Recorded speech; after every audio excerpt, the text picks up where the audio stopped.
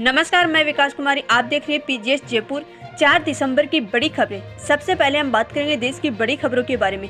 अखिलेश बोले चुनाव की वजह से संभल में हिंसा हुई। संसद सत्र के 6वें दिन मंगलवार को अडानी और संभल हिंसा पर एक बार फिर हंगामा हुआ। सपा सांसद अखिलेश यादव ने कहा, संभल में जो घटना हुई वह एक सोची समझी साजिश है। ऐसा इसलिए किया गया क्योंकि उत्तर प्रदेश में चुनाव था, अफसरों पर एफआईआर होनी चाहिए। अखिलेश यादव के बयान पर सपा सांसद राम गोपाल यादव ने कहा, किसी अधिकारी के खिलाफ मुकदमा कायम नहीं हुआ। जो संभल में हुआ उसी आधार पर बदायूं, जौनपुर और अजमेर शरीफ में जो हो रहा है, ये सारे देश में आग लगाने की साजिश है कि नहीं। उन्होंने कहा 24 नवंबर को सुबह 6 बजे पूरे संभल में पुलिस तैनात कर दी गई। संभल के लोगों को पता ही नहीं था कि पुलिस क्यों तैनात की जा रही है। कुछ देर बाद डीएम, एसएसपी, वकील और कुछ लोग पुलिस के साथ ढोल बजाती हुई मस्जिद में घुस गए। भीड़ को शक था कि ये मस्जिद में तोड़फोड़ करने जा रहे हैं। अगली खबर की बात की जाए तो बुरन केमिकल में डुबोकर कुरियर किया। लखनऊ एयरपोर्ट पर मंगलवार सुबह कुरियर के एक डिब्बे में 7 महीने का भ्रूण मिला। इसकी जानकारी कार्गो के सामान की स्कैनिंग के दौरान मिली। सब प्लास्टिक के डिब्बे में पैक था, अंदर लिक्विड भरा था।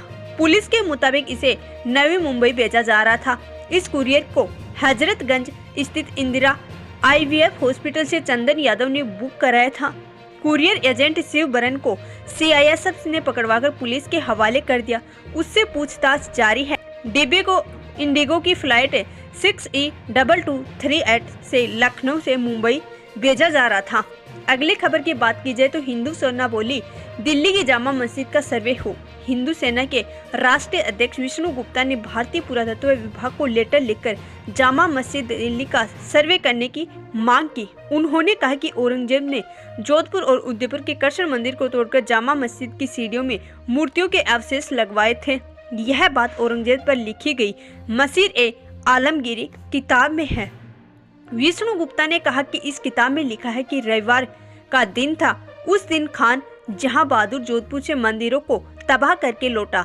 उसके बाद बैलगाड़ियों से टूटी हुई मूर्तियों के अवशेष को दिल्ली लाया गया, इसलिए इसका सर्वे होना चाहिए।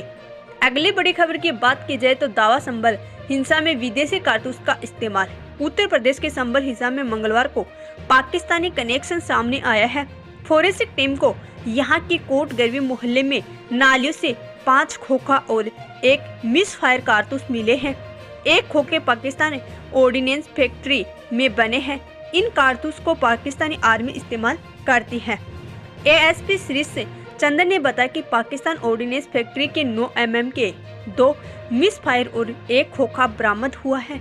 इसके अलावा 12 बोर के 2 खोखे और 32 बोर के 2 खोखे बरामद हुए हैं। एक खोखा विनचेस्टर मेड इन यूएसए का है।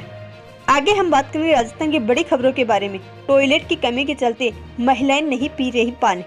हाईकोर्ट ने प्रदेश में महिला शौचालय की कमी के चलते महिलाओं द्वारा कम पानी पीने और यूरिन रोकने से होने वाली बीमारियों के चलते चिंता व्यक्त की है। जस्टिस अनूप टंडन की अदालत ने मीडिया रिपोर्ट्स पर सब प्रेरित प्रसंज्ञान लेते हुए कहा, आज हम 21वीं सदी में पहुंच गए हैं। आज भी महिलाओं की स्थिति को पितृसत्तात्मक समाज द्वारा परिभाषित किया जा रहा है। अदालत ने कहा कि आधुनिक समाज में भी महिलाएं मूलभूत सुविधाओं के लिए संघर्ष कर रही हैं। महिलाओं के लिए सार्वजनिक स्थानों पर पर्याप्त मात्रा में फीमेल टॉयलेट भी नहीं है। सरकारी तमाम योजनाओं के बाद में महिलाओं के लिए सार्वजनिक शौचालय निर्माण, सैनिटरी नैपकिन के वितरण और सड़क व कार्य स्थल पर बेहतर सुविधाएं देने में विफल रही। अगली खबर की बात की जाए तो राजस्थान, बेटों की हत्या के बाद पति पत्नी ने सुसाइड किया। झालावाड़ में सामूहिक आत्महत्या का मामला सामने आया है। यहाँ पति पत्नी ने अपने 2 बेटों की हत्या कर सुसाइड कर लिया है। पति पत्नी और 7 साल के बेटे का शव एक ही कमरे में फंदे पर लटका मिला। वहीं 3 साल के बेटे का शव उसी कमरे में बेड पर पड़ा था। मरने वालों में नागू सिंह, उसकी पत्नी संतोष बाई, बेटा युवराज सिंह, एक 3 साल का छोटा बेटा शामिल है। नागू सिंह और पूरा परिवार गंदार थाना इलाके के जेठाखेड़ी में रहता था। दीपावली से नागू सिंह का परिवार तनाव में था। जानकारी के अनुसार नागू सिंह पर कर्ज था, जिसे अपनी जमीन बेचकर उतारना चाहता था, लेकिन उसके चाचा जमीन नहीं बेचने देना चाहते थे। इसी बात को लेकर दोनों परिवारों में विवाद हो गया था। अगली खबर की बात की जाए तो पति की हत्या कर शव के पास बैठी रही पत्नी। सीकर के सदर थाना पुलिस को बड़ी सफलता हाथ लगी है। पुलिस ने 2 दिन पहले सेवा गांव में घर के बाहर युवक का शव मिलने के मामले में खुलासा कर दिया है। युवक को उसकी पत्नी ने ही मारा था।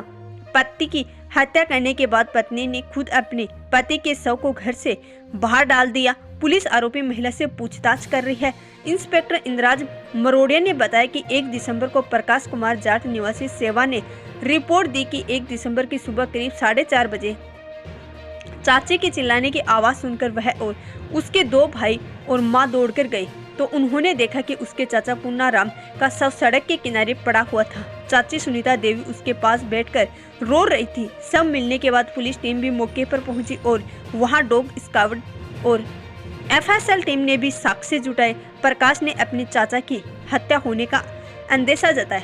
अगले खबर की बात की जाए तो सीकर में सफाई कर्मचारियों का प्रदर्शन। राजस्थान सरकार द्वारा 23,836 पदों पर निकाली गई सफाई कर्मचारियों की भर्ती के विरोध में सीकर में वाल्मीकि समाज के लोगों ने प्रदर्शन किया।